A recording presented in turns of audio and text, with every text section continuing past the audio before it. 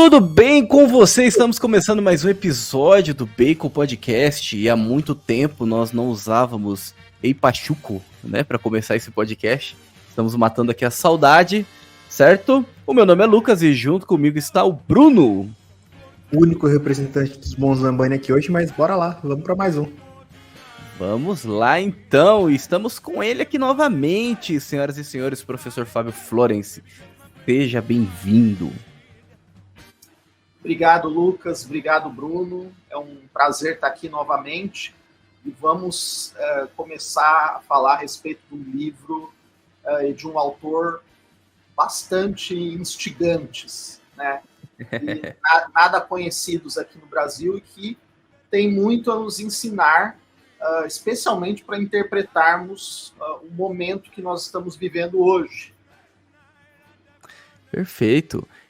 O professor aqui, ele sempre traz, né, algumas obras, né, e os podcasts sempre giram em torno, né, o tema do podcast, do episódio, sempre gira em torno de uma obra, certo? Geralmente obras que o senhor ali traduziu, certo? Que teve alguma participação, né, de certa, ou seja, na tradução ou de outro jeito, né, e dessa vez não é diferente, está trazendo um livro, né, não é traduzido nem nada, né? Você não tá fazendo esse trabalho, até mesmo porque eu vou deixar que você conte um pouco mais também durante ali o episódio, né? Mas pode mostrar o livro, por favor? Até mesmo pra gente já começar aqui, então, com a referência, certo? Autópsia da Democracia. Bom, então, só os recados iniciais, então, pra gente começar, podemos? @Bacon Podcast, você ainda não acompanha a gente lá no Instagram. Então, acompanhando a gente, você estará atento a todos os episódios, as estreias, tá bom? E se você quiser nos ajudar com algo a mais, vai lá no apoia.se/baconpodcast. No episódio anterior eu fiz um apelo, né? Nós, infelizmente, vamos deixar de pagar essa plataforma StreamYard, porque ele está caríssimo, né? Tivemos aí algumas surpresas ali de ajustes, de mudanças, né? Coisas que a gente não esperava, né? Infelizmente. E por esse motivo nós vamos deixar de pagar e vamos utilizar a versão gratuita. Essa versão ela vai tirar um pouquinho da qualidade, vai tirar um pouquinho de alguns efeitos, de algumas coisas que a gente coloca aqui, certo? Mas o conteúdo, que é o que importa, continuará o mesmo, tá bom? Mas se você quiser que a gente continue então com esses frufruzinhos, né, no nosso podcast, nos ajuda lá no apoia.se e também fica o nosso agradecimento aos colaboradores que já nos apoiam, certo? Professor, por favor, para aqueles que não te conhecem, quem é o professor Fábio Florence? Bom, então, para aqueles que não me conhecem, eu sou um professor de filosofia há mais ou menos 10 anos. Eu trabalho com organização de cursos livres, palestras e especialmente com tradução de obras clássicas aí do inglês, do francês, do latim, do espanhol. E se Deus quiser, dentro em breve, né, começarei a traduzir do alemão também. Vamos ver se esse empreendimento ele se materializa, que está há muito tempo aí, né? Vai, não vai, vai, não vai. Vamos ver se agora vai. Olha, é um trabalho assim, hercúleo, né? Nós sempre, quando o professor vem aqui, nós sempre elogiamos bastante, né? E agradecemos, né, desde já aí por toda contribuição que o senhor tem feito aí para nós, trazendo grandes autores, muitas vezes desconhecidos ao público, né? Que tratam ali de temas assim que são, muitas vezes, são livros antigos tratando de temas atuais, né? Como sempre, né, acontece, né? E esses autores assim que são muito bons, livros muito bons, temas muito bons. Eu vou deixar aqui depois também na descrição os episódios que o professor participou do Bacon, que se você ainda não acompanhou nenhum episódio com a participação dele, você vai ter uma ideia do que nós estamos falando, tá? Mas vai lá e segue o professor, né, no Instagram. Nós vamos deixar aqui o link também na descrição, para você também poder acompanhar o trabalho dele, certo, professor? Perfeito.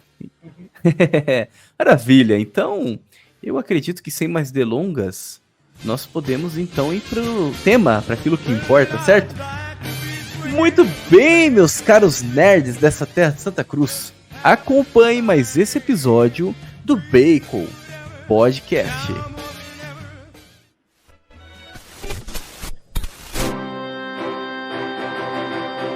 Bacon Podcast.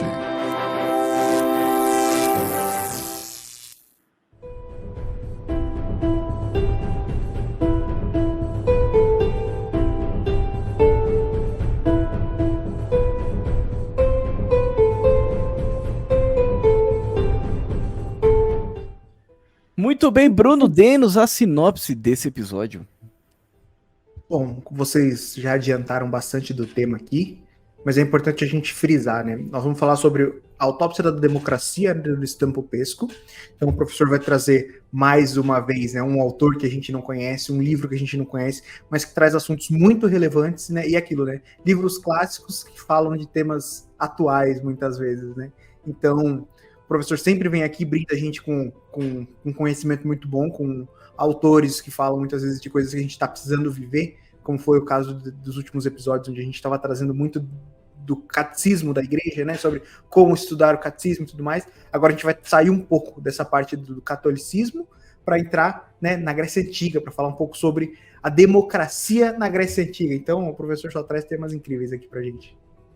Exatamente, né? Então nós vamos dividir, certo? Esse podcast, nós estamos fazendo isso já, né? Você já deve ter se acostumado aí.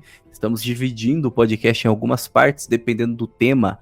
É muito importante falar um pouco mais sobre, né? Porque não dá para falar tudo em 1 hora, certo?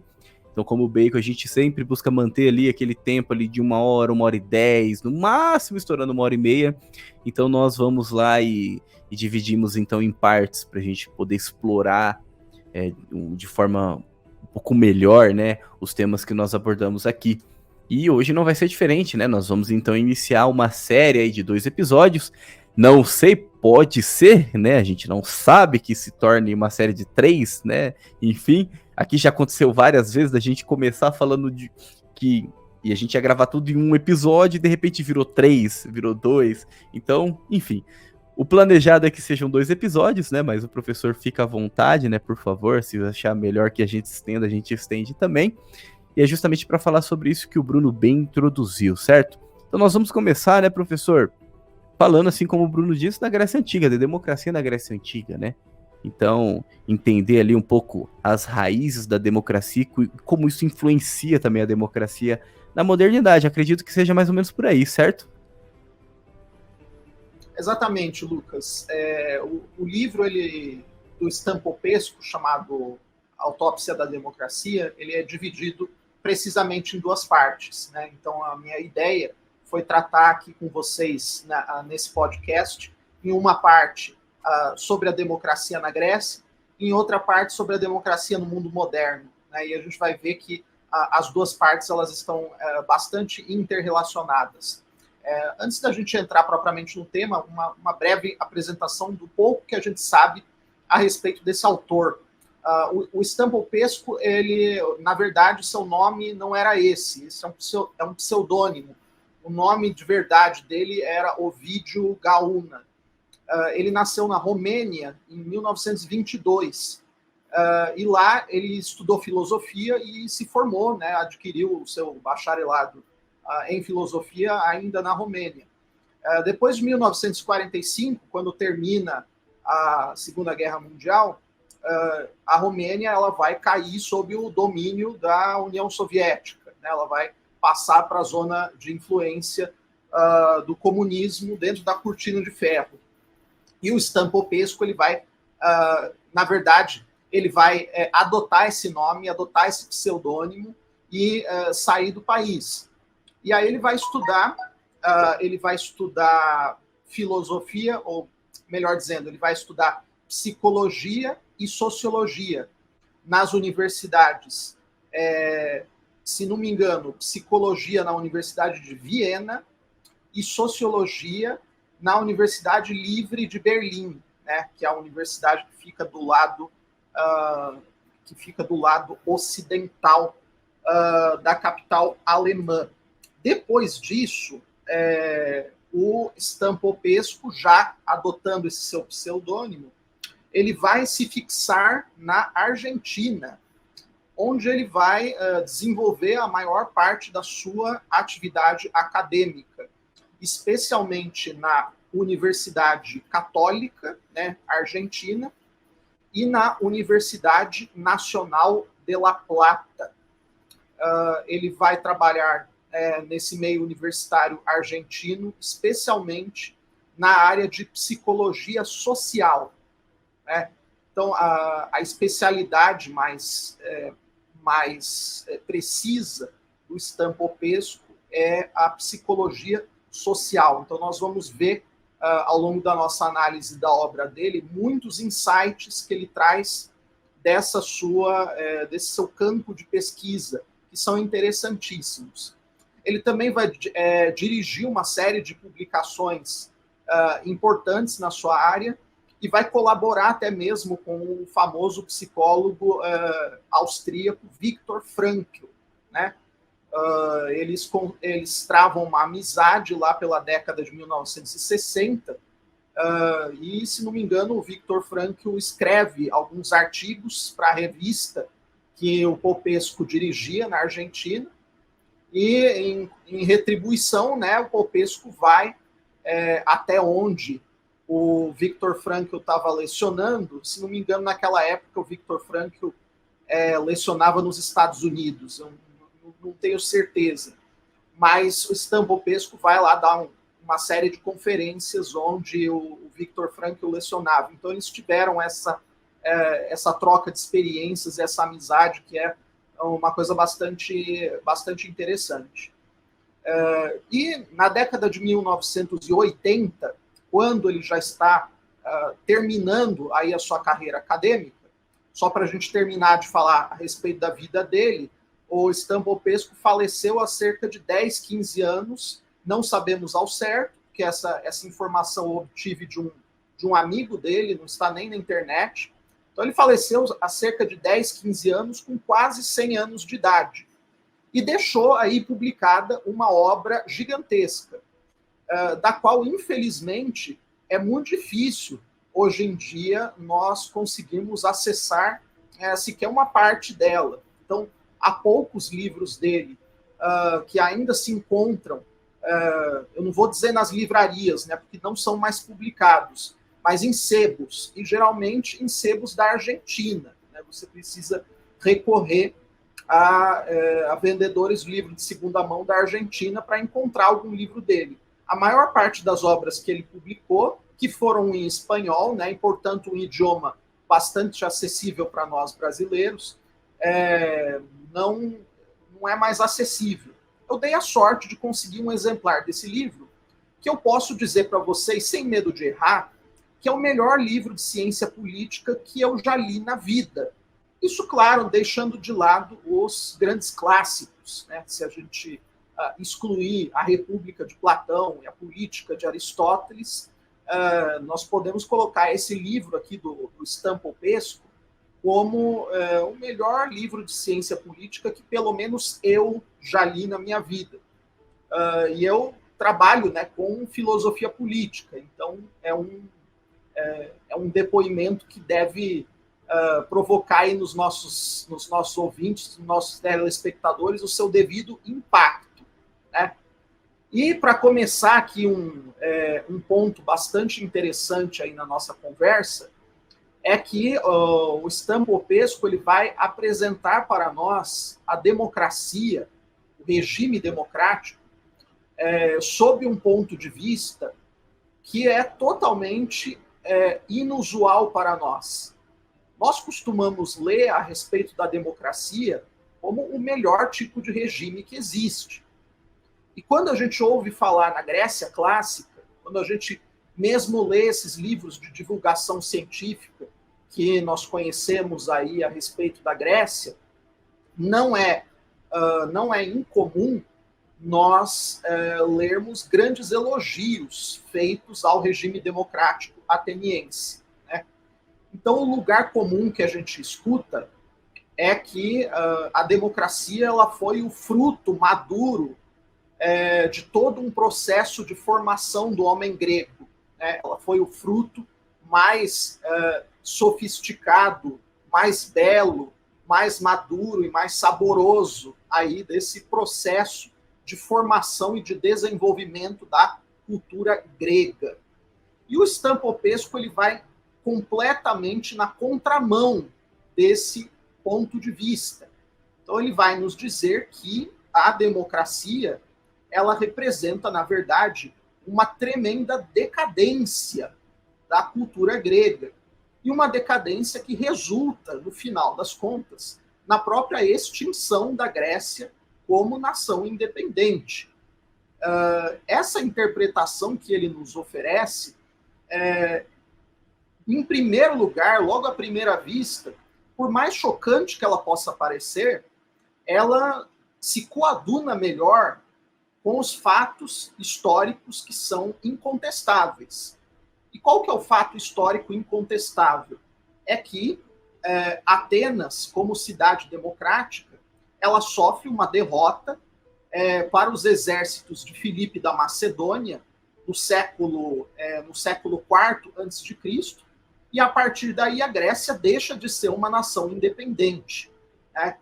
Então, alguma coisa não estava funcionando bem para que os gregos eles tenham sido derrotados e definitivamente tenham perdido a capacidade de se organizar como comunidade autônoma.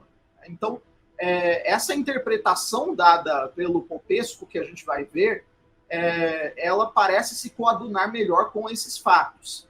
Mais ainda, a democracia grega ela serve como modelo para todos os ideólogos contemporâneos defensores do sistema democrático. Então, eles reivindicam a herança da Grécia como se fosse, né, uma herança muito sofisticada, uma herança dotada de um valor cultural muito elevado e que, portanto, ela seria apta a se realizar hoje em dia, a voltar a se realizar hoje em dia, como o melhor sistema de governo possível.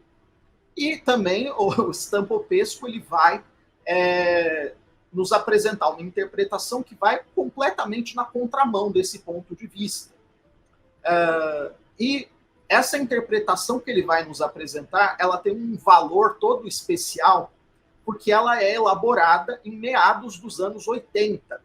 E vocês devem ter em mente que esse livro se trata de uma obra escrita por um refugiado do bloco comunista que vive no mundo ocidental. Em meados dos anos 80, o que estava acontecendo? No mundo ocidental, nós tínhamos os governos de Reagan e Thatcher, né, nos Estados Unidos e na Inglaterra, no seu apogeu. E, portanto, o que se esperava era uma defesa praticamente incondicional da democracia liberal ocidental como o antídoto e a contrapartida necessária para vencer o regime tirânico do comunismo da União Soviética e do leste europeu. E o que ele nos apresenta no livro é a democracia ocidental como nada mais, nada menos que a outra face da moeda da ditadura comunista. As duas são dois aspectos de uma mesma doença do corpo social e do corpo político. Vocês já podem perceber que o Stampopesco, muito provavelmente, quando ele publicou esse livro, ele deve ter sido chamado por muita gente de traidor, de isentão, né, desse tipo de coisa que hoje em dia nós escutamos também com uma frequência maior do que seria desejável. Né? Então, voltando para o início da obra que nós estamos analisando, vamos falar um pouquinho a respeito da gênese da democracia na Grécia. Então, a primeira coisa que a gente precisa ter em vista, e aqui eu já estou me baseando nas reflexões do autor, é que a democracia ela só vai se consolidar na Grécia, na cidade de Atenas, a partir do começo do século V a.C. Começo do século V a.C. é durante as guerras que Atenas trava contra a Pérsia, né? Lá pelos anos 490 e poucos antes de Cristo.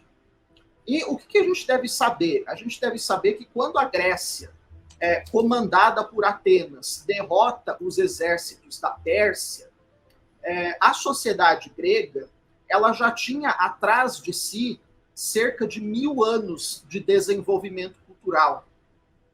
A Guerra de Troia, que é um marco histórico, né, da história da Grécia, acontece mais ou menos pelo ano 1200 a.C. Então, quer dizer, 700 anos, cerca de 700 anos antes do estabelecimento da democracia. Então, o que a gente pode perceber é que quando surge a democracia em uma cidade da Grécia, quer dizer, a cidade mais importante ali do mundo grego, a cultura grega ela já tinha quase 1000 anos de história no seu desenvolvimento. E esse desenvolvimento ele se dá dentro de um quadro social e político que nós podemos chamar de aristocrático. A Grécia ela durante a grande maioria da sua história, uma aristocracia.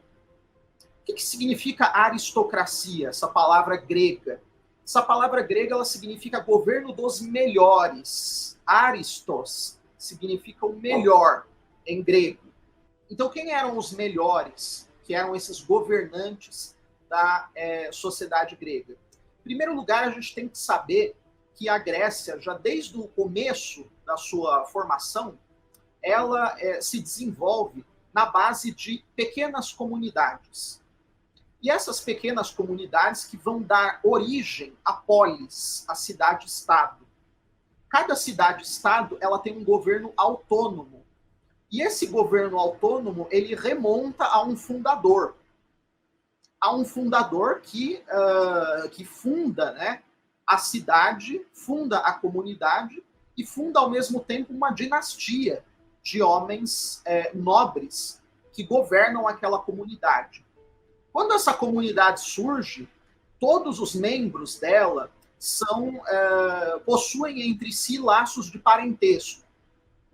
Esse comandante, né, esse governante da pequena comunidade que vai dar origem à polis, ele é um guerreiro. E o guerreiro na Grécia, ele elabora um tipo ideal humano. E esse tipo ideal humano, ele está baseado no cultivo de determinadas virtudes. E essas virtudes, elas serão o que a gente pode chamar de virtudes exemplares de um bom governante. O guerreiro na Grécia, ele não é um indivíduo dotado de força bruta. Longe disso. O guerreiro na Grécia, que é apto para governar, é um indivíduo que ele é dotado de uma sabedoria própria. Uma sabedoria baseada na prudência. E essa sabedoria, ela é baseada na prudência associada à coragem. Esse indivíduo que é apto para governar, ele realiza um modelo que os gregos chamavam de megalopsicos. O megalopsicos é aquele que, em latim, foi traduzido por magnânimo. O sujeito magnânimo é aquele que tem a alma grande.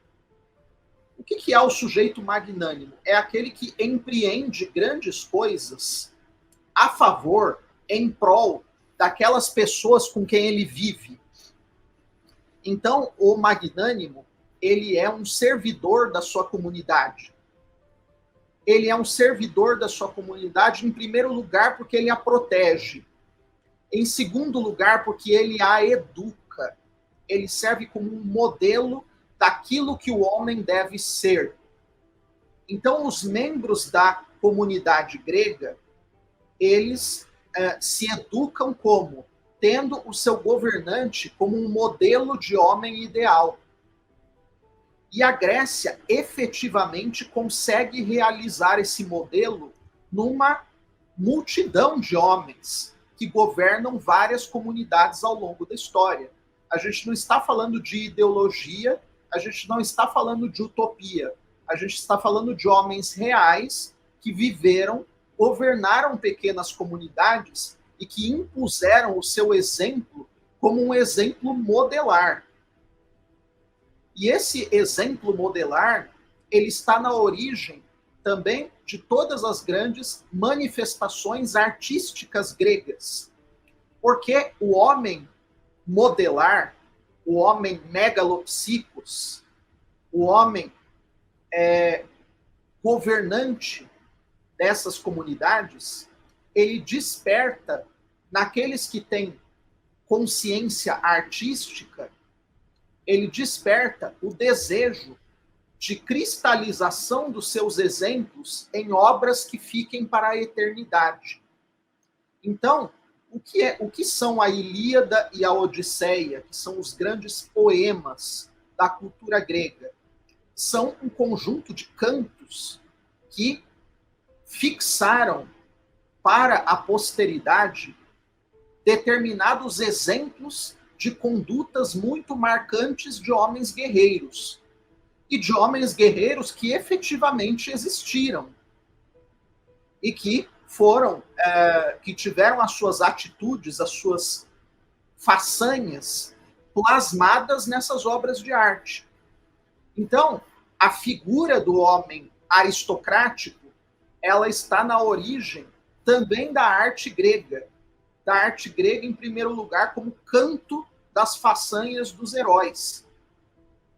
E, em segundo lugar, também está presente na organização da cidade e na arquitetura.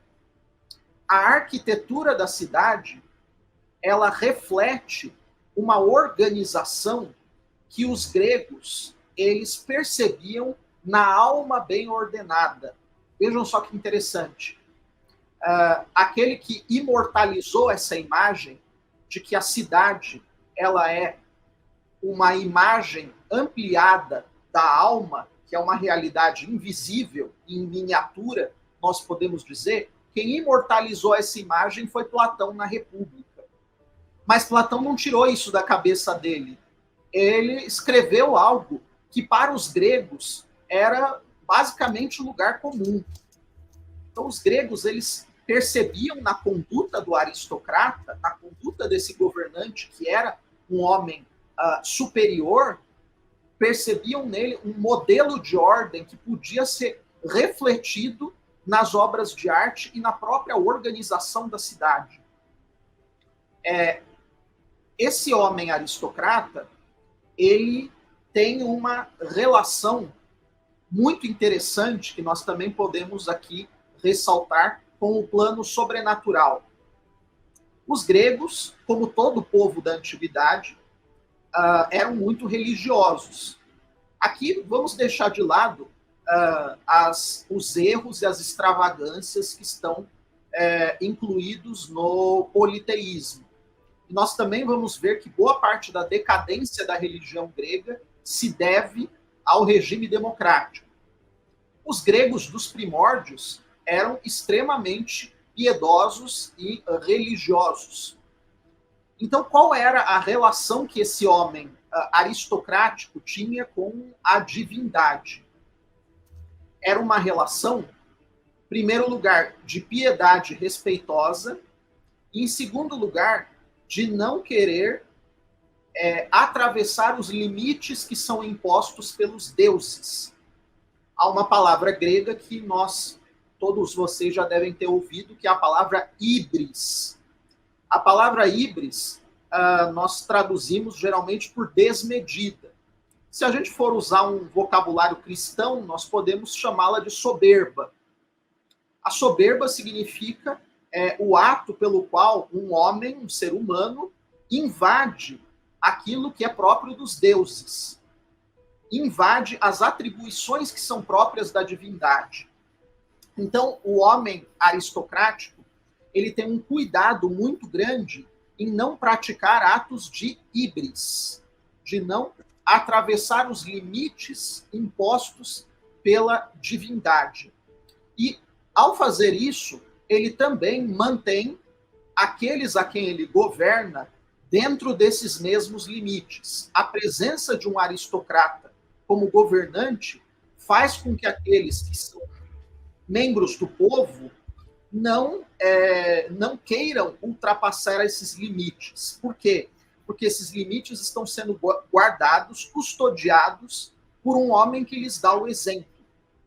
Então, falando de maneira bastante resumida, esse é um modelo de governante que forjou a cultura grega ao longo de quase 1000 anos. E agora a gente já pode passar para o contexto que deu origem ao regime democrático. Até aqui alguma observação que os senhores gostariam de fazer? Não, da minha parte, pode prosseguir. Podemos Sim, prosseguir. podemos sim, só queria comentar que é bem interessante que essa visão, é uma visão que ela, por mais que ela tenha nascido na Grécia, que ela tenha feito muito sentido naquele contexto, ela me parece, conforme o senhor ia explicando, professor, me parece algo muito mais perene do que propriamente local, assim, me parece uma forma de ver e de encarar as coisas que não é necessariamente voltada para aquela região ou para aquele tempo, né? Isso é bem interessante. Exatamente, Bruno. Quando a gente fala que a Grécia e Roma são as sociedades e as culturas clássicas, a palavra clássica ela tem essa conotação de perenidade. Né? Então, os modelos que nos são transmitidos pela Grécia e Roma, eles são modelos que têm uma perenidade. Isso é algo que todo aquele que quer transitar pelo universo cultural precisa levar em conta. Então a gente vai ver, quando nós passarmos na semana que vem para o estudo da democracia moderna, nós vamos ver que esse modelo do aristocrata ele tem uma vigência tanto no mundo medieval quanto no mundo moderno, mas que ele vai encontrar uma série de dificuldades para vigorar nesses contextos. No contexto grego, qual que é a principal dificuldade que vai, aos poucos, se impor a esse governo aristocrático e a essa formação de uma elite governante pelas gerações sucessivas? Em primeiro lugar, é o próprio crescimento populacional. O crescimento das comunidades faz com que haja um certo distanciamento entre governante e governados. Isso naturalmente acontece. Mas há um outro elemento que nós podemos chamar de um elemento solvente, né, de toda a vida cultural superior. E esse elemento solvente é o dinheiro. Quando o dinheiro ele se introduz de maneira mais acentuada dentro da sociedade grega, a aristocracia ela vai sentir uma tentação e, em muitos casos, ela vai ceder à tentação de se corromper. Então, aquilo que era uma aristocracia baseada no caráter, baseada na coragem, baseada na sabedoria, baseada no espírito de autossacrifício pelo próximo, vai aos poucos se transformar numa aristocracia do dinheiro. Então, os governantes eles vão ter a tentação de enriquecer, e ao terem a tentação de enriquecer, eles vão sentir a tentação de adquirir e fazer uso de objetos de luxo. O que fazem os objetos de luxo? Os objetos de luxo eles promovem uma deterioração do caráter da pessoa, porque elas fazem com que a pessoa ela fique um tanto amolecida nos seus costumes, pelo conforto excessivo. Então, muitos aristocratas ou muitos herdeiros de famílias e tradições aristocráticas, eles vão ceder aos encantos do dinheiro e aos encantos do luxo. Uma sociedade grega, né, que se manteve com um governo aristocrático durante muitos séculos e demorou muito tempo para se corromper, foi a sociedade espartana. E a gente sabe que a sociedade espartana ela tinha uma série de leis, ela tinha uma legislação muito severa para impedir que o dinheiro corrompesse a sua elite e para impedir que a sua elite fizesse uso de objetos de luxo. Então, em Esparta havia uma coisa chamada leis suntuárias, que eram leis justamente para coibir, né, o excesso de luxo em meio às classes governantes. Por quê? Porque o excesso de luxo e conforto é algo que deteriora o caráter. Mas isso vai acontecer de maneira muito acentuada em Atenas. A aristocracia ateniense, ela vai se corromper muito por conta do dinheiro e por conta do luxo. Um governante que está corrompido pelo dinheiro e pelo luxo, ele tende a perder o espírito de autossacrifício. Então, a classe governante de Atenas, ela acaba se tornando progressivamente odiosa para os governados. Então, lá pelo século VI a.C., quando a sociedade grega ela já enriqueceu bastante por meio do comércio e por meio da entrada de metais preciosos, a gente vê uma crise na cidade de Atenas de escravização por dívidas. Então, aqueles que não são membros das classes dominantes, eles vão começar a ser, de fato, oprimidos pelas classes dominantes, que vão tomar as suas terras e que, quando eles não tiverem mais dinheiro para pagar os empréstimos que fizeram, vão ser reduzidos à escravidão. Essa situação ela vai ser remediada parcialmente no século VI a.C., em Atenas, por um grande reformador chamado Solon. O Solon, ele era um membro da aristocracia.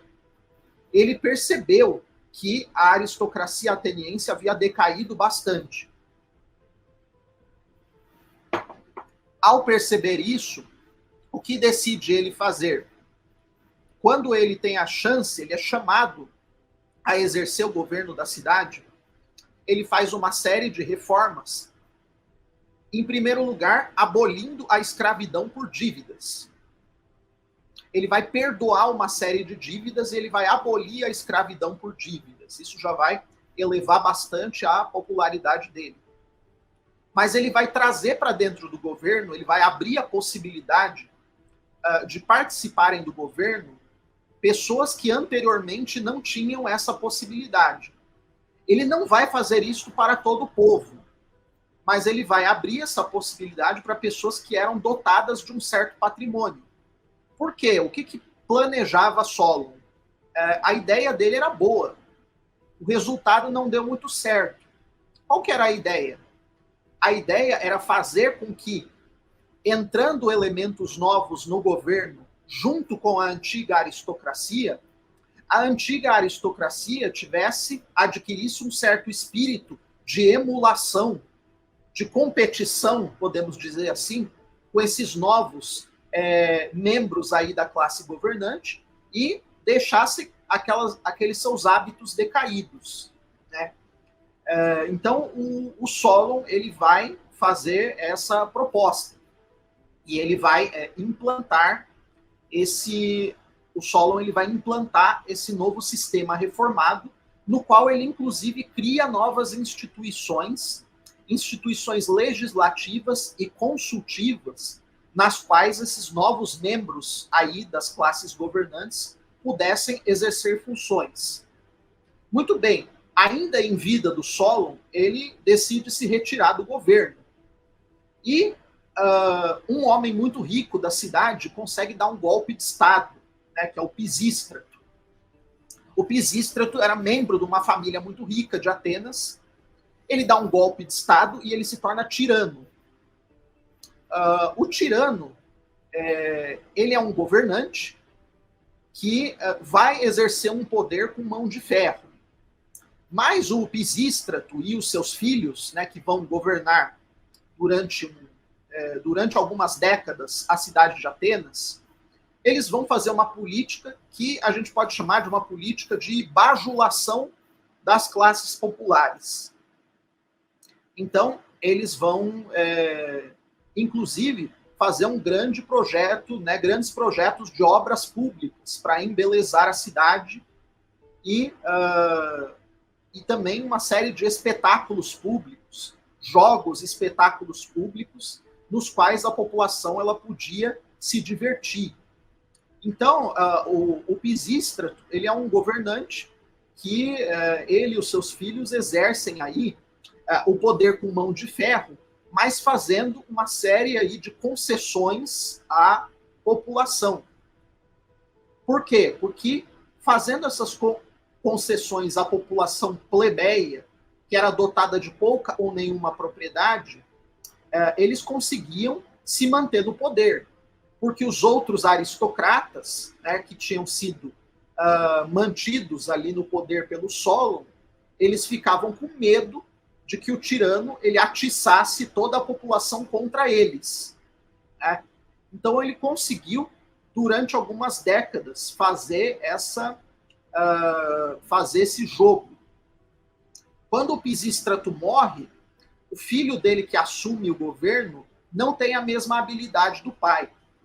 E vai acontecer uma outra revolução na cidade. E essa revolução ela vai ser liderada por um homem chamado Clístenes. E o Clístenes ele vai implantar efetivamente o regime democrático. No regime democrático, o que acontece? A sociedade ela é toda redistribuída pelo território ali de Atenas em tribos. Essas tribos elas não têm como as sociedades antigas que descendiam de um antecessor, de um ancestral comum, mas elas são simplesmente circunscrições territoriais. E os membros de cada tribo, eles vão poder participar do conselho e da assembleia. O conselho e a assembleia na democracia, eles vão ser os órgãos mais importantes do governo. Essas reformas que o Clístenes fez na implantação da democracia, elas vão ser radicalizadas por um governante que é o mais famoso dos governantes democráticos, que é o Péricles. O Péricles, ele vai governar a cidade de Atenas durante cerca de 30 anos. Ele vai ser reeleito sucessivas vezes para o cargo máximo de governo da democracia, que era o cargo de estratego. O estratego era, ao mesmo tempo, né, ele era uma espécie de presidente da República. E era também o comandante supremo das Forças Armadas. Né? Essa palavra, né, estratego, tem a ver com o comando militar. O Péricles era um indivíduo de uma das famílias aristocráticas mais antigas de Atenas, que era a família dos Alcmeônidas. Mas havia um ponto interessante nessa família do Péricles, que ela tinha uma mancha na sua história, que um dos seus membros, séculos antes, tinha cometido um grande sacrilégio no plano religioso. E esse sacrilégio, ele passa como uma mancha para os descendentes. Então, outras famílias aristocráticas de Atenas não gostavam de dar seus filhos para se casar, né, com membros da família Alcmeônida. Por quê? Por medo da transmissão aí dessa mácula aí que um dos membros anteriores da família havia imprimido ali em toda a geração. Então o Péricles, o que ele é? Ele é um aristocrata, mas ele é um aristocrata ressentido com a própria classe. E é por isso que ele vai, né, o Stampopesco, que é um psicólogo muito profundo, ele diz que provavelmente o Péricles, como um aristocrata ressentido, ele resolveu varrer do mapa os últimos traços de aristocracia que havia no governo de Atenas. E como ele vai fazer isso? O Péricles ele vai radicalizar o regime democrático que já havia sido implantado pelo Clístenes. Então ele vai ampliar muito as competências da Assembleia, que era chamada de eclesia, e do conselho, que era chamado de bulê. Na Assembleia acontecia uma coisa muito interessante. Todos os cidadãos atenienses, homens, a partir de uma certa idade, a partir de 20 e poucos anos, eles podiam participar da Assembleia. E a Assembleia, ela exercia funções muito relevantes, por exemplo, para votar a entrada ou não numa guerra. Por exemplo, para autorizar determinados gastos que a cidade tinha que fazer. Como, por exemplo, para promulgar novas leis. O Péricles, ele faz uma transformação revolucionária que é muito importante nós entendermos para nós sabermos como funciona a dinâmica do sistema democrático. As leis que vigoravam na cidade de Atenas, assim como em outras cidades gregas, em outras polis da Grécia Antiga, eram em grande medida leis que remontavam a um passado muito distante. Eram leis tão antigas e tão respeitadas que ninguém tinha coragem de violá-las. Né? Eram leis dotadas de uma sanção religiosa. O que o Péricles vai fazer? Péricles ele vai promover uma criação desenfreada de novas leis por parte da Assembleia. O regime democrático, o que ele é em sua essência? Ele é um regime de criação de direitos, de criação incessante de direitos, de direitos sobre direitos. E quando você cria novos direitos de maneira ininterrupta, você provoca um problema. O problema é que a todo direito corresponde um dever, não é? Então, se você cria direito sobre direito, sobre direito, sobre direito, de quem será o dever de arcar com esses novos direitos? Um desses direitos ele é muito interessante. É de que o cidadão que assistisse uma sessão na Assembleia, ele seria remunerado por isso. Então, bastava ele ir lá para a Assembleia um dia, assistir todos os oradores que falavam ao longo de uma sessão na Assembleia, e no final do dia ele passava na tesouraria e pegava o seu pagamento. Isso nos mostra uma outra face muito interessante da democracia.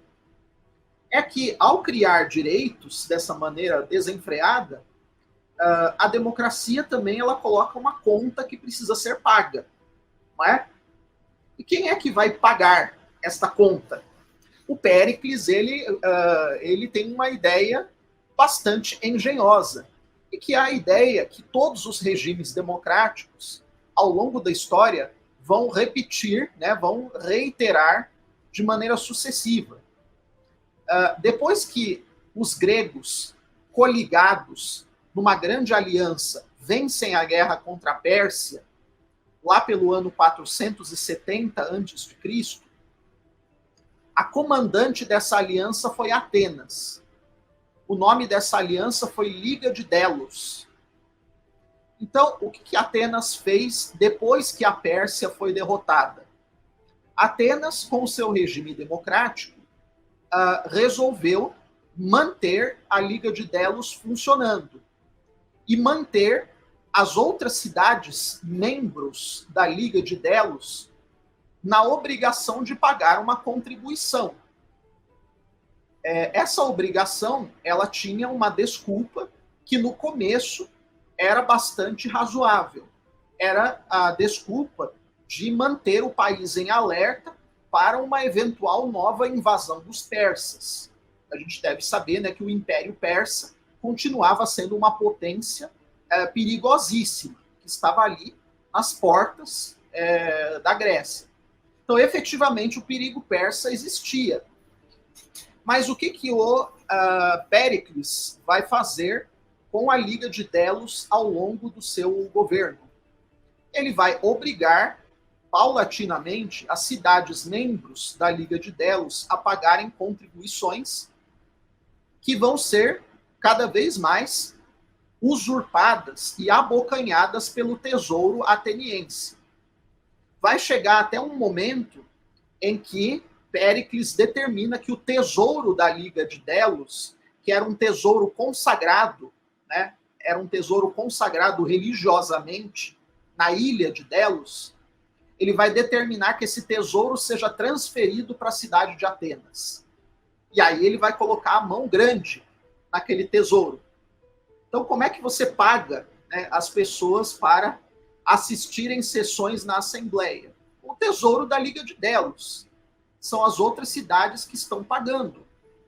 Agora, boa parte das outras cidades da Grécia, que eram membros da Liga de Delos, ainda tinham governos aristocráticos. Eram cidades menores, nas quais, muitas vezes, a aristocracia não havia se corrompido tanto quanto se corrompeu em Atenas. Então, o que faz Péricles? Péricles vai fomentar uma série de revoluções nas cidades membro da Liga de Delos, revoluções democráticas. Então, ele vai financiar partidos populares defensores da democracia para derrubar os governos aristocráticos que governavam essas cidades. Assim que essas revoluções elas eram bem-sucedidas, os atenienses eles impunham uma série de obrigações para a cidade-membro, né? Para algumas que, por exemplo, tinham terras férteis, o governo de Péricles mandava o excesso populacional de Atenas para colonizar essas terras férteis. Então, os habitantes ali da região simplesmente levavam um pé, né? E os atenienses instalavam colônias chamadas clerúquias, né? Mais ainda, os membros aí da Liga de Delos, eles eram obrigados a levar uma série de litígios para serem resolvidos nos tribunais atenienses. E esses tribunais atenienses cobravam uma quantia não muito módica, né, para resolver esses problemas. E para se certificar de que os membros ali da Liga de Delos estavam seguindo a cartilha democrática, o Péricles ele vai nomear uma série de inspetores para fiscalizarem essas cidades. O nome desses inspetores era episcopoi, né? É daí que vem a nossa palavra bispos, né? Episcopoi, da Igreja Católica, vem desse termo grego que significa literalmente inspetor. Só que a origem, né, a origem do termo, ela é uma origem meio infame, né, porque esses inspetores, eles literalmente fiscalizavam as populações das cidades governadas ali por Atenas, governadas pela zona de influência de Atenas, e se acontecia alguma coisa que colocasse em risco a democracia, por exemplo, um risco de revolução, eles avisavam correndo o governo de Atenas, e o governo de Atenas mandava ali uma força militar para esmagar, né, essa tentativa de revolta. Então, esse domínio e essa necessidade de ceder terras e de pagar contribuições para o governo central de Atenas vai gerar uma revolta em muitas dessas cidades. E aí, muitas delas vão recorrer a quem? Vão recorrer a outra grande potência da Grécia, que é Esparta. E aí que está a origem da famosa Guerra do Peloponeso, né? A guerra que vai opor Atenas e Esparta durante cerca de 30 anos, se não me engano, desde 436 até 408 a.C., Atenas e seus aliados e Esparta e seus aliados vão travar uma guerra extremamente fratricida, né, que vai devastar a Grécia toda. Mas a gente percebe que a origem dessa guerra ela está na opressão que a democracia ateniense exercia sobre as suas cidades confederadas.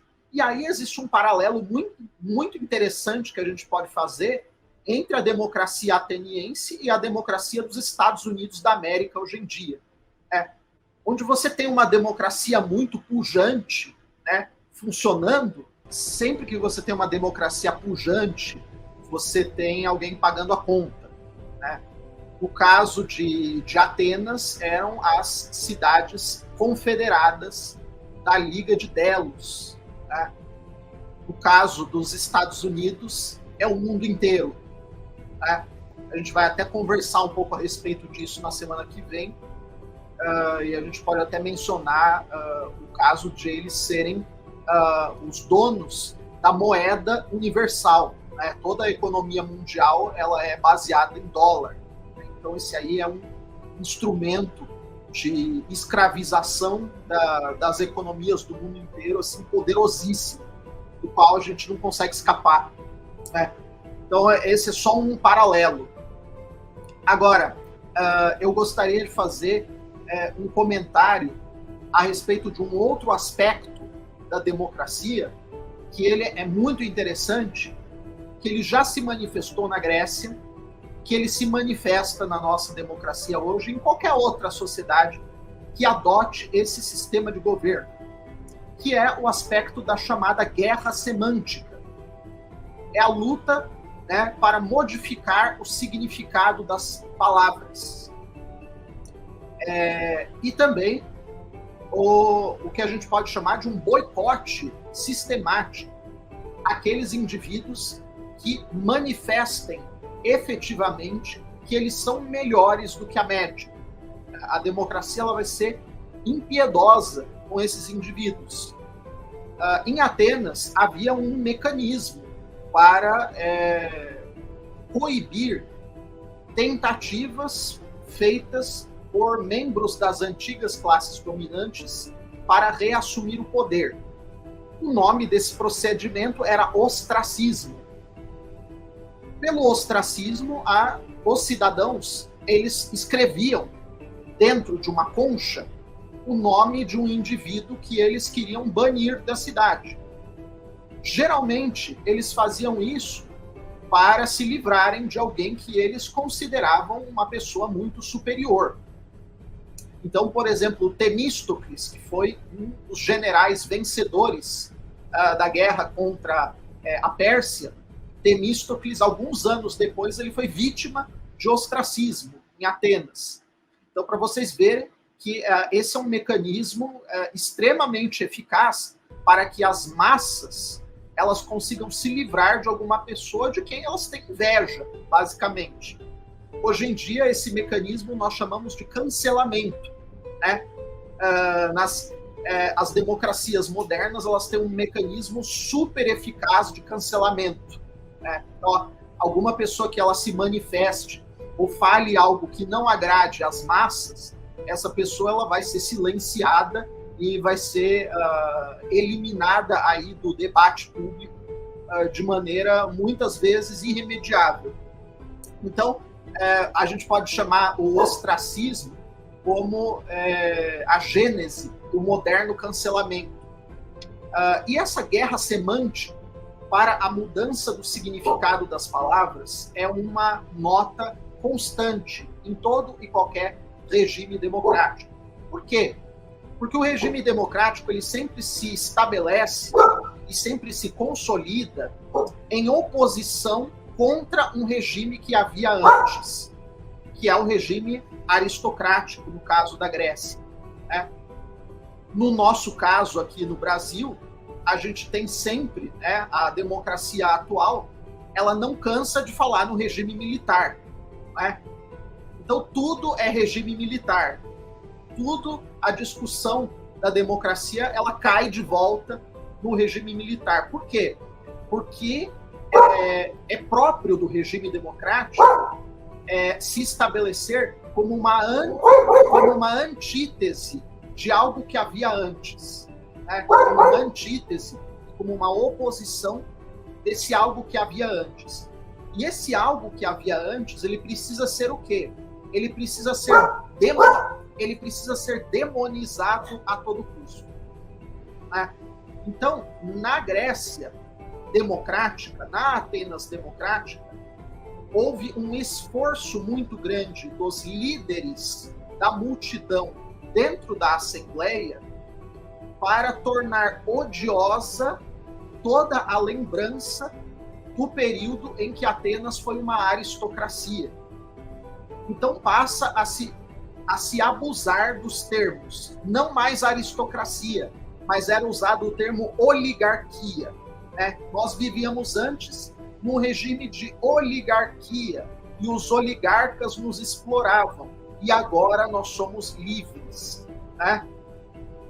Outra coisa importante é o termo tirano, que na língua grega, o termo tirano ele tem uma conotação neutra, mas o termo tirano ele passa a ser uma palavra gatilho nos debates democráticos para rotular uma pessoa que estava que estava se destacando ali no ambiente público e que atraía, por conta disso, uma animosidade contrária das multidões.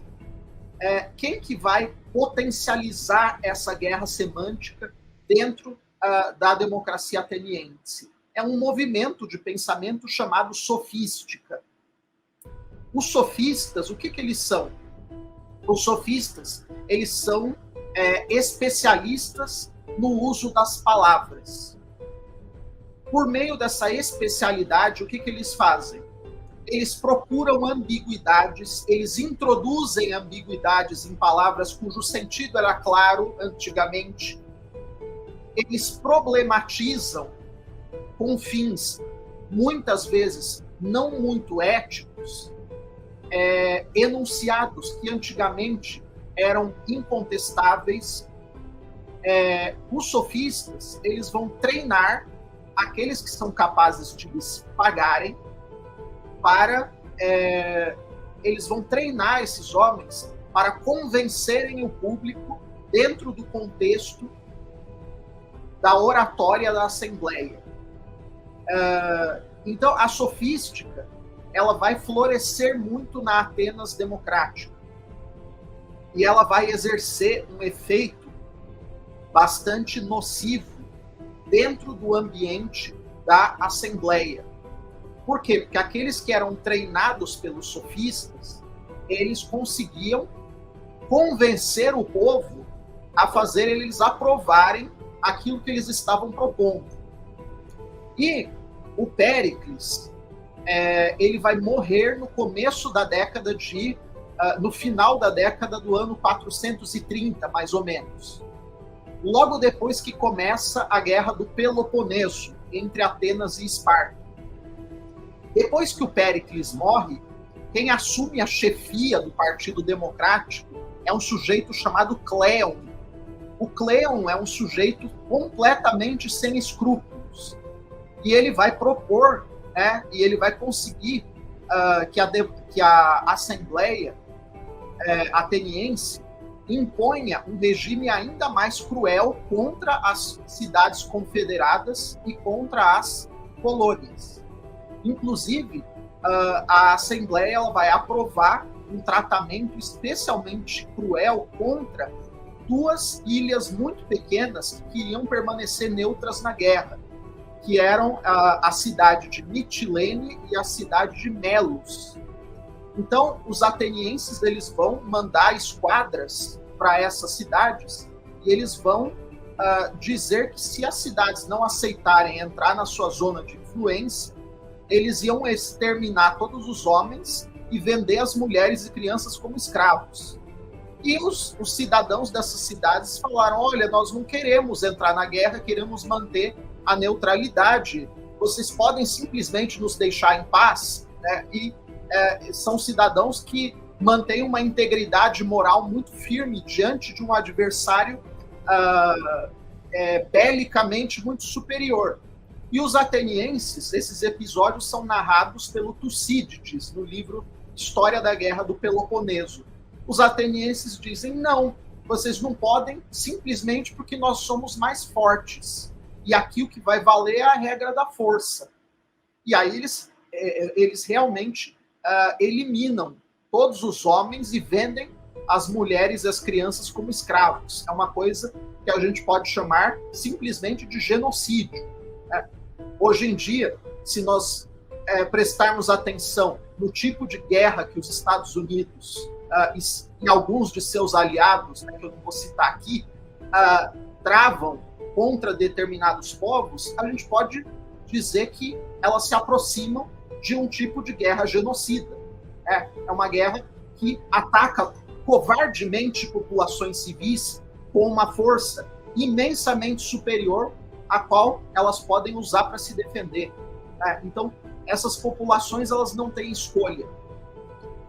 Então, vocês percebem, esse tipo de atitude e esse tipo de ação inescrupulosa, ela se torna importante, ela se torna possível dentro do contexto do governo das massas, que é o governo conduzido por homens habilidosos para convencer as massas de aprovarem aquilo que eles querem. Então, o Cleon é o sujeito que vai conseguir aprovar esse tipo de ações militares extremamente covardes que que Atenas vai praticar contra uma série de cidades pequenas. O Cleon vai morrer também 10 anos depois. E depois do Cleon vem o pior dos indivíduos que a democracia vai gerar, né? O pior dos governantes, ou melhor dizendo, o pior dos homens públicos que a democracia ateniense vai gerar, que é o Alcebíades. Né? O Alcebíades ele vai conseguir convencer toda a Assembleia do Povo a fazer uma expedição militar contra a Sicília, o sul da Itália. E basicamente para quê? Para escravizar as cidades da Sicília e fazer com que eles fornecessem alimentos, soldados, bens de todo tipo para a democracia ateniense continuar funcionando. O Alcebíades, então, ele consegue ser, inclusive, eleito comandante da força militar que ia se dirigir para a Sicília. Na véspera da partida do exército, né, na véspera da partida da esquadra, descobre-se na cidade de Atenas que tinha acontecido um horrendo sacrilégio. Algumas estátuas do deus Hermes aparecem mutiladas. Isso era uma coisa assim absurda. E fica muito claro que o Alcebíades e os seus amigos, numa noitada de bebedeira, que fizeram isso. Fica muito claro. Então, ao invés, né, ou melhor dizendo, em vez de punirem o Alcebíades como ele deveria ser punido, a Assembleia diz, não, é mais importante a gente fazer o ataque primeiro, e depois a gente cuida disso. E o Alcebíades, então, ele consegue se safar e fazer o ataque contra a Sicília. Essa expedição é um fracasso completo. A esquadra de Atenas é massacrada nessa expedição, e o Alcebíades ele faz a coisa, né, mais suja que a gente poderia imaginar. Ele foge para onde? Ele foge para Esparta. Né? Ele foge para Esparta, que era o inimigo mortal de Atenas. E para ser acolhido em Esparta, inclusive, ele usa, né, de procedimentos sofísticos. Ele diz, não, eu sou de uma família aristocrática, igual vocês, mas como lá em Atenas vigora um regime democrático, eu precisava usar uma retórica a favor da democracia, etc. Então, um sujeito que é um traidor, assim, sem nenhum escrúpulo. Então, o que a gente percebe?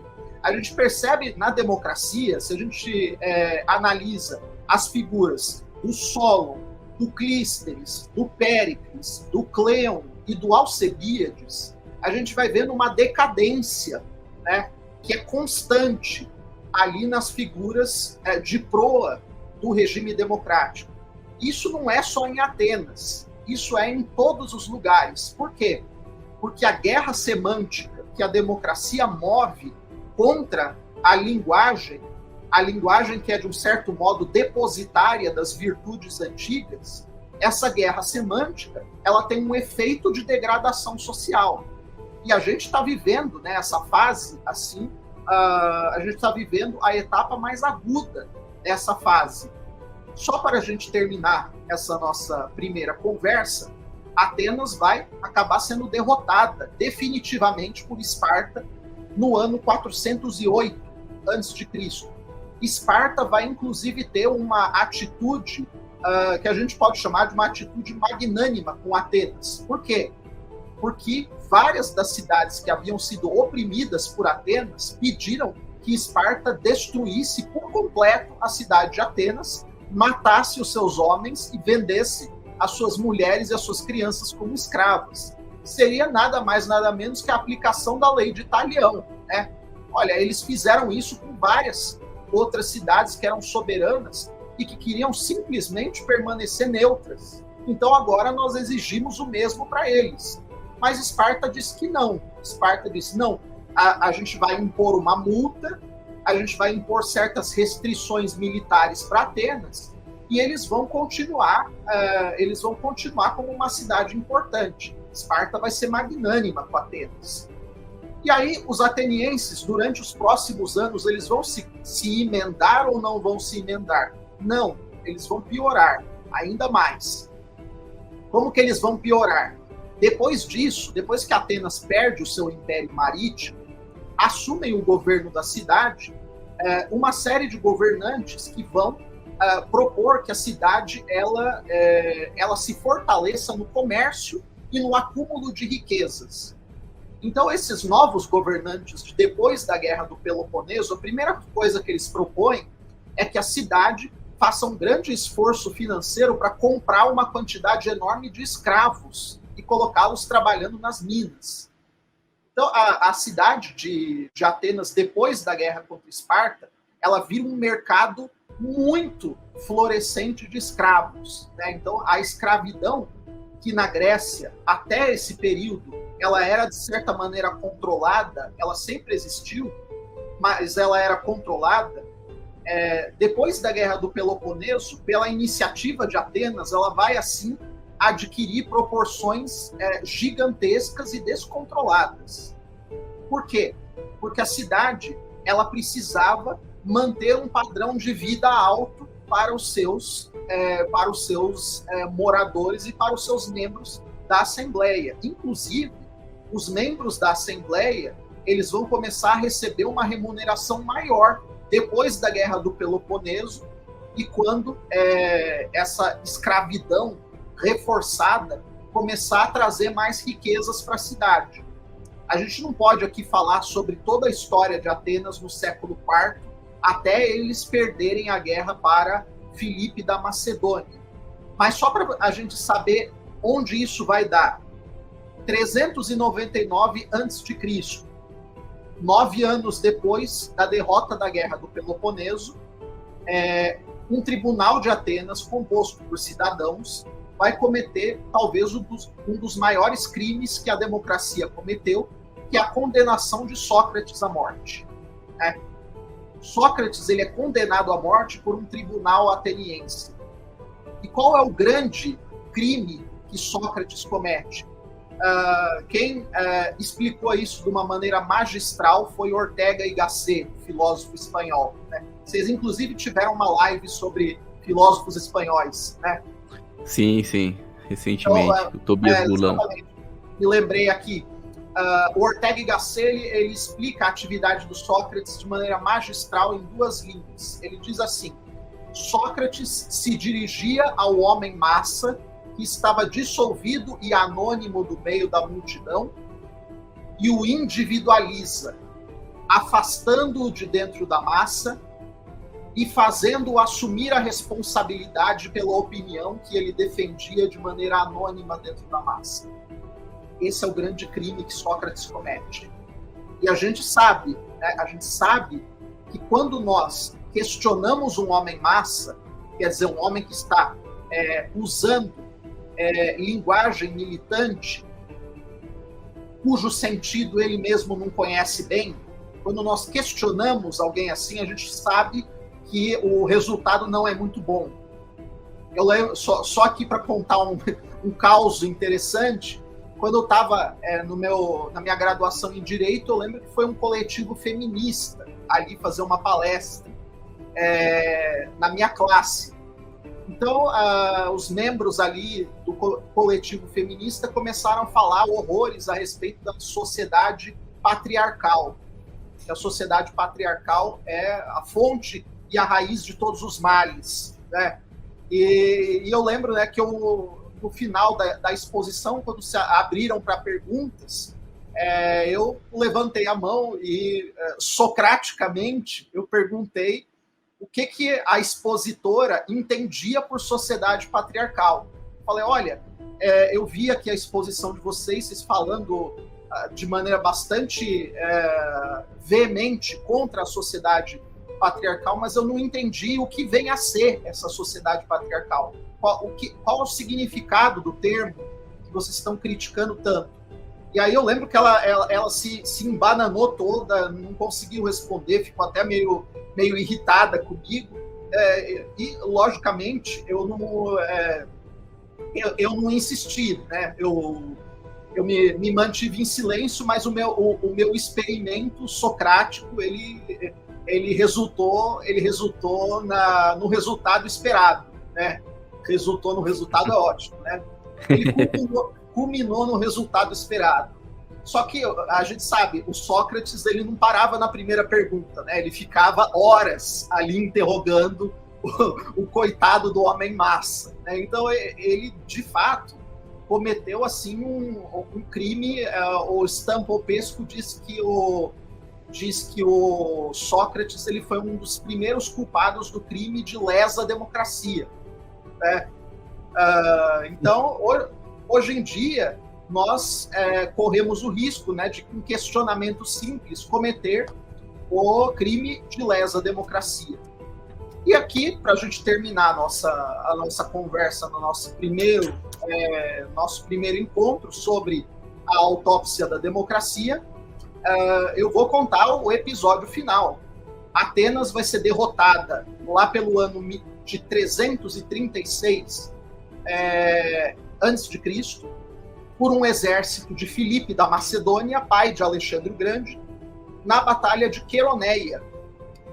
Essa batalha ela tem uma característica interessante. Atenas vai ser derrotada por um rei de um povo minúsculo, que é o povo macedônio. E o exército que combateu do lado de Atenas, ele era quase inteiro composto por mercenários. Isso é interessante porque nem diante da possibilidade real de perda da independência, os cidadãos atenienses que estavam ali moles de conforto, eles resolveram pegar em armas. Eles falaram, não, a gente tem dinheiro, vamos pagar alguém para lutar por nós. Eles que lutem. Então, eles pagaram. Fato, né? Pagaram ali um punhado de mercenários para lutar por eles. Os mercenários lutaram mal. Os macedônios eram muito mais bem treinados e muito mais motivados para lutar, e eles derrotaram de maneira fragorosa os atenienses ali na Batalha de Queroneia. Aí acaba de maneira nada brilhante a democracia antiga, né? E a partir desse momento, nenhum outro povo na antiguidade vai adotar o regime democrático, o que também é uma lição para nós, né? Se a democracia fosse um regime tão bom, ela teria aparecido novamente em outros momentos da antiguidade, não é? Mas não apareceu depois da experiência ateniense. Então a gente pode ficar com a pulga atrás da orelha. Na semana que vem, então, a gente vai falar sobre a democracia moderna. E aí também temos algumas surpresas muito, muito interessantes. Vocês têm alguma observação, alguma dúvida, algum comentário a respeito do nosso primeiro encontro? Olha, o que eu posso dizer é que foi uma bela de uma aula de história, muito interessante mesmo, e ela vai, assim, conforme vocês explanando toda a história de Atenas, a gente já ia vendo paralelos, então me deixa ansioso para ver a próxima, porque a gente vai perceber que tem muitas coincidências aí, né? Exato. Uma aula de história e de filosofia política, né? Entendendo um pouquinho mais as raízes da democracia entendendo até essa interessante essa percepção aí do Popesco, né, sobre a democracia como a decadência, né, da sociedade grega. Pensar que a aristocracia estava corrompida e a partir desse momento a solução foi o seguinte: então vamos dar poder e a palavra do povo, né? Como se o povo também não se corrompesse, né? Enfim, então depois aí a gente vê um declínio, né? Uma queda ali, enfim. Mas muito bom, e como o Bruno disse mesmo, só deixa mais ansioso para ver então como que essa decadência também afeta a modernidade, né? Isso a gente fica bem ansioso aí pro próximo episódio mesmo.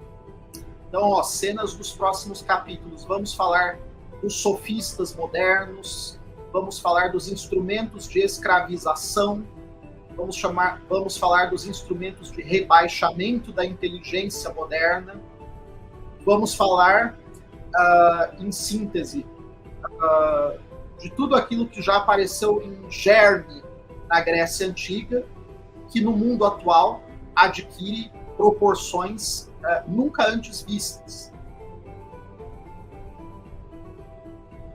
Maravilha! Dito isso, vamos então para a conclusão de mais um episódio.